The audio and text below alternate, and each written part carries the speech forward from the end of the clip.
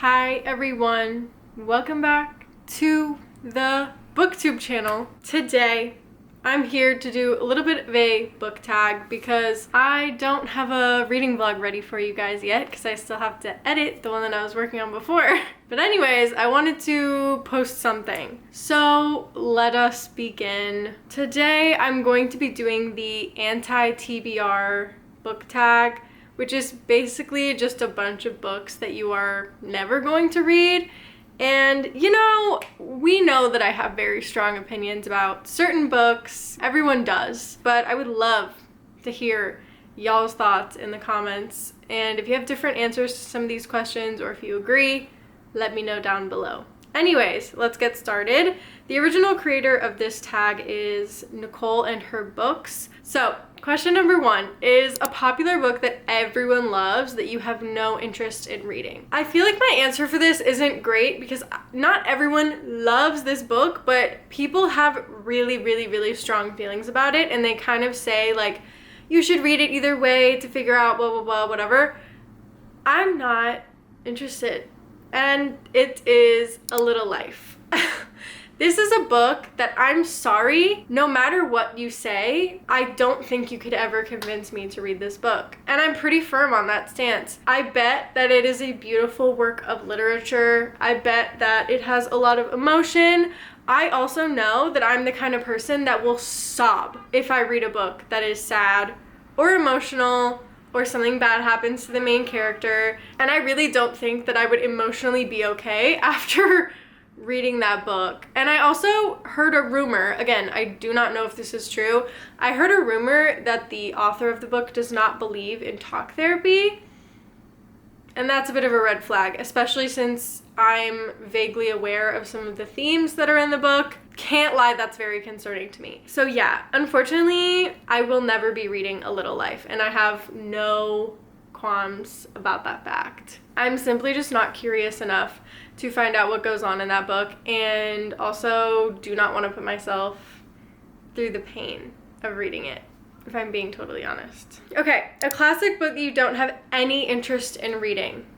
There are a handful of classic books that are very long that one day it might be interesting to read, such as The Count of Monte Cristo. I know that one's really long, but I've heard that's actually quite interesting. The book that I will say for this prompt is probably War and Peace. I personally am not a huge fan of reading books that take place during a war. I don't even know if War and Peace takes place during a war. If I'm being totally honest, I have no idea what War and Peace is even about. All I know is that it's long as hell and that I don't want to read it. Sorry. Call me a hater. Call me an anti-intellect. I don't have any interest in reading that book whatsoever. So I'm so sorry. If you've read it and you think it was an amazing book, then convince me in the comments, I guess. If any of these books are so amazing, besides A Little Life, my mind is not changing on that one. I need to protect my own mental health, okay? Anyways, so if you think any of these books are worth giving a shot, like, just let me know in the comments, I guess. Make their case. Fight for them. The next question is an author whose books you have no interest in reading. Never say never, but at this current moment, I'm really sorry to say this because I know he has a lot of fans. I just don't personally have any interest in getting into the Brandon Sanderson universe. Okay, whatever. I know that his books are good. I know his books are interesting. I know a lot of people really like his writing. But for me, I think sometimes when a series or a universe of books is so big, I just get really intimidated. I'm a little bit turned off by the fact of that whole situation. He just has a lot of books, and not saying you have to read through the entire backlog to like be a fan or anything, but there's so many books in his series, and I feel like so many of them are connected. I feel like so many of them are really long. I don't know. If you have too many books that are all kind of connected all together, chances are you're gonna lose me. So I'm really sorry to Brandy Sandy, as I semi-affectionately refer to him as on occasion, but I really don't see myself getting into his books, if I'm being totally honest. The next one I probably have a lot of answers for this, but an author you've read a couple of books from and decided that their books are not for you. If we watched other videos on this channel, I'm sure that the number one person that you know that I have beef with is Geneva Rose. The only reason I would ever read her books purely is if I feel like I want to be mad. You know what I mean? If I feel like I really just want to feel something, if I want to get upset. Oh my god, yeah, I really can't stand her books. I've only read 2 of them, and I'm so sorry. I actually am genuinely sorry to Geneva Rose that I talk so much shit about her on this channel, but for some reason, they're the worst books I've ever read in my life. And I have read a lot of books in my life. Oh god, okay, other people, sorry, I'm just gonna have to list off a list because I have a list, unfortunately. Mary Kubica, I already did a video about this. Also, Lisa Jewell, I'm not interested. Rebecca Yarros, I'm sorry, you've officially made my shit list. Guys, I've read all 3 of the Empyrean series that are out so far. I know there's 2 more, I'm not gonna read them. I saw a video the other day that was like, I like to be an informed hater. So I will read a book that I think I'm probably, oh, also Colleen Hoover, obviously.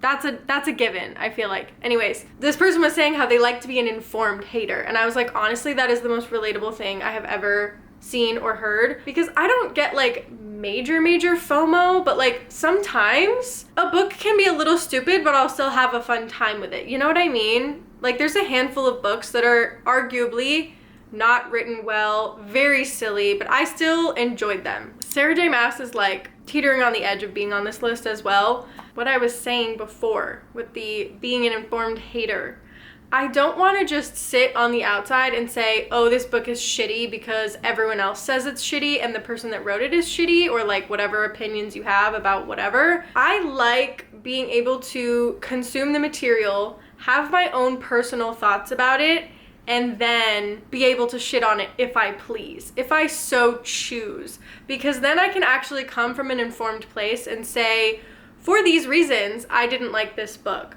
Like, I read the entire ACOTAR series so that I could definitively say it was okay. The first few are fun. The last few are arguably not great, in my opinion. When you give your characters a lobotomy and they're completely different in the last 2 books than they were in the first 2 books, I guess that's a choice.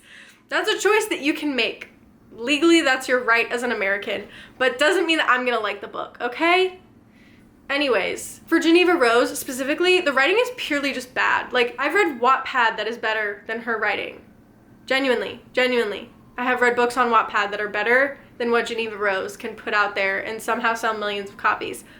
Blows my fucking mind, I can't lie. Blows my whole ass mind that she has sold so many books. But I don't regret reading books from authors that I may or may not have a problem with, or I've read one and I was kind of iffy about it, or maybe didn't like it and then gave them another chance. Because sometimes there's a one-off where one of their books is not very good and you go back and another one is like amazing. You never know. Some of the books are just stinkers and that happens. Or they just don't speak to you in the same way. I'm always one for giving an author a second or third chance, because sometimes they can get better, sometimes they can just stay the same or get a lot worse. Somehow, Geneva Rose got worse. I'm almost morbidly curious to read her sequel to A Perfect Marriage, but I have a whole idea for that. Someone actually in the Discord group gave me a fantastic idea for that I may or may not include later on in the year, whenever I get to it.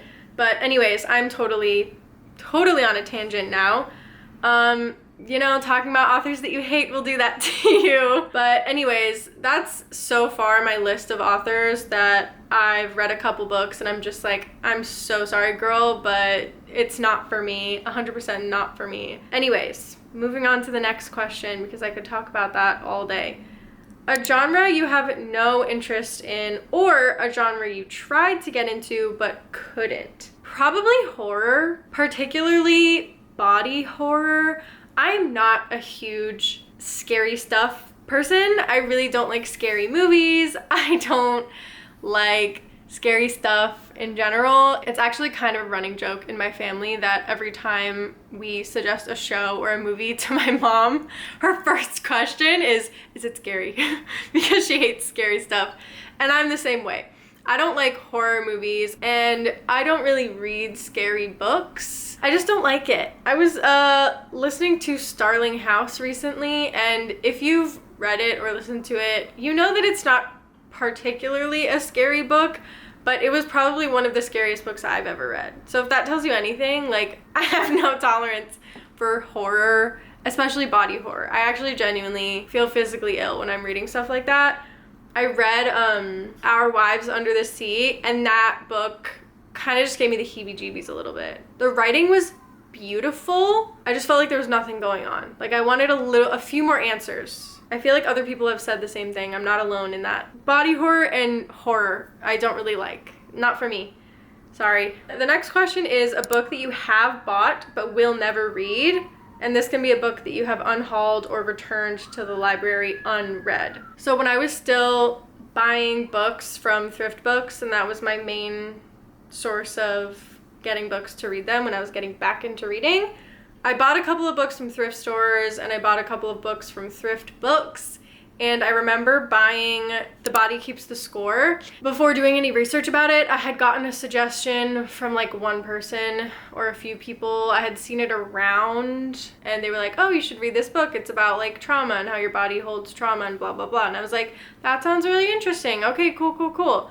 And then I heard a couple more things about it, about how it's low-key re-traumatizing when you're reading the book, and they give a lot of really graphic examples of like trauma and things like that.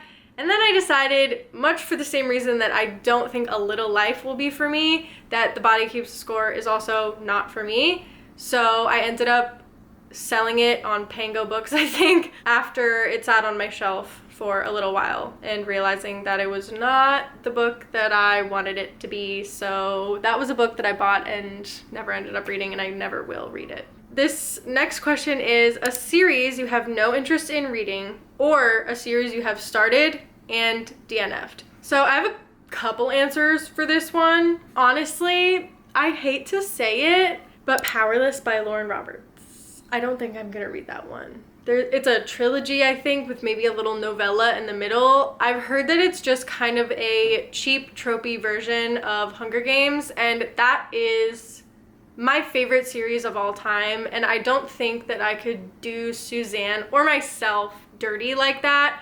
So I'm probably just gonna avoid it because I know that it's not gonna change my life, and I wanna keep Hunger Games on the pedestal that it is on in my brain, and I don't feel like tarnishing that with what I've heard is a literal trope-filled book that is so similar to the Hunger Games. So sorry to Lauren Roberts, I bet your writing is very fun and silly, and I'm sure I would have a good time with it, but I just don't think I'm gonna read it. I'm fine having FOMO for that one.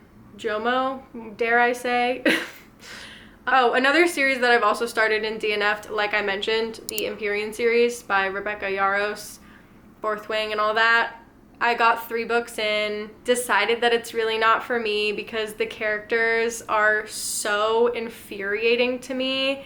The choices that they make and the way that they act towards each other and the way that somehow every single book is still a will they, won't they is so annoying to me. Like, if you're together, just be together. Sorry you have all these obstacles, doesn't mean I want to read about it. I'm not going to be continuing on that series because the 3rd book was my like, girl, the 2nd book pissed me off, but the 3rd book, this is your chance to save it.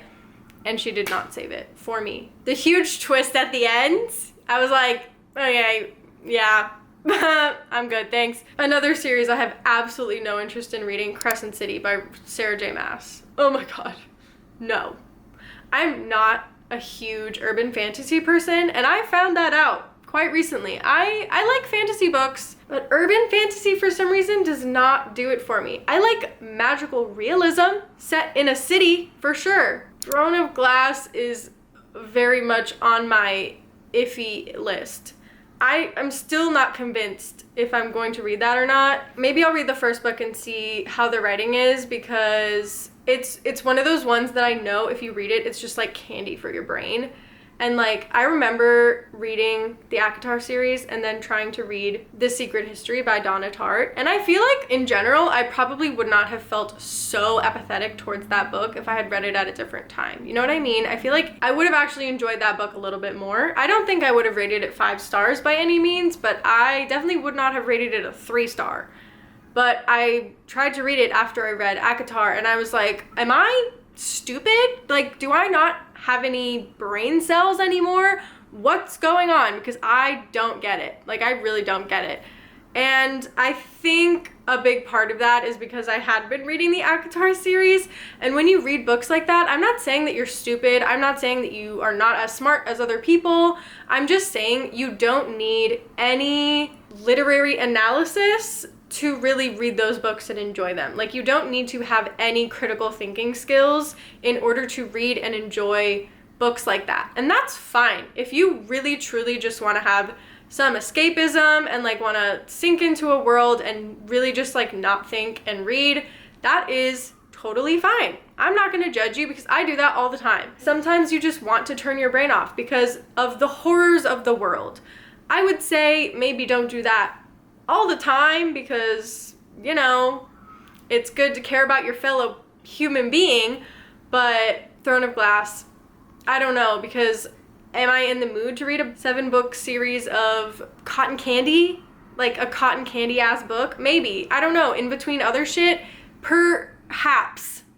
We'll see. I don't know. If you guys don't follow Mick on BookTube, I highly suggest. She has such good vibes. I feel like we're really similar in a lot of ways. So if you like watching me, go follow Mick. She's awesome. She has the first book, so maybe we could buddy read it or something. So potentially I would do that. I don't know, just even as a social experiment, just to see. But anyways, there's probably a bunch of other series that I can't, there's a lot of other series that I have absolutely no interest in reading. And just to like fire off a few, the Zodiac Academy series, you would not catch me dead reading the Zodiac Academy series. I'm so sorry. I'm not a fan of toxic shit like that. I stopped reading Wattpad books for a reason. The Boys of Tommen, or whatever the fuck that shit is called, I don't want to read that either. I'm also kind of wishy-washy about Magnolia Parks, but everything I've heard about it, it's just really, really, really, really, really toxic. And I just can't lie, I'm not a huge fan of extremely toxic romance stories. I mean, maybe I would read one just to try it, but I don't know. I don't think that it's for me. Okay, and the last question is a new release that you have no interest in reading. A lot of booktubers are talking about Silver Elite right now by Danny Francis. And from what I've heard from creators that I trust, it's not that interesting. The writing is not good. Again, I can't say because I haven't read it. And like you know, like I've said, I prefer to be an informed hater instead of just hating from outside the club because I don't know what's going on inside. So how am I to say anything? But this one, I love dystopian. I love dystopian books. This is apparently a dystopian romance. And I say apparently because I don't know, but I'm afraid. I'm afraid that it's not going to be good and I don't want it to ruin a good thing. You know what I mean? So, yeah, that's all. I feel like I should have realized that this video was going to be a little negative, but I didn't expect it to be as negative as it was. I hope that I was able to be a bit nuanced in my sharing of opinions instead of just spouting mean stuff just for the sake of being mean. I don't like being mean for the sake of being mean. It doesn't feel good and it's not fun. I prefer to share my own personal opinion, and sometimes my opinion is that things are just not written well, and that's okay because sometimes that's just true. And sometimes I just don't enjoy things because of the personal experiences that I have had in my life, and that is also okay, but that is a subjective opinion, and that is totally up to the person that is reading. Everyone has their own opinions. I'm not yucking anyone's yum. I am so happy that you enjoy whatever books that you enjoy. I don't love supporting shitty people, so if you are reading a book by a person that you find morally, let's say, dubious, perhaps consider finding other means of reading their books instead of giving them money. Buying secondhand if you like buying books, or perhaps going to the library instead and supporting your library. You don't have to give money to authors that you don't agree with as a person. And I suggest that you don't, in fact. So yeah, for all these, if I ever do end up reading them, chances are they will be from a library. But even authors that I love, I go to the library to read their books. But anyways, that was just a little 2 cents at the end of this video. That's all for today. Thanks so much for watching. Like always, I don't know when the next video is gonna be, so I'll see you when I see ya. Till then, I'm sending you all my love because we're all just trying our best out here, okay? So happy reading, and I'll see you soon. Okay, bye!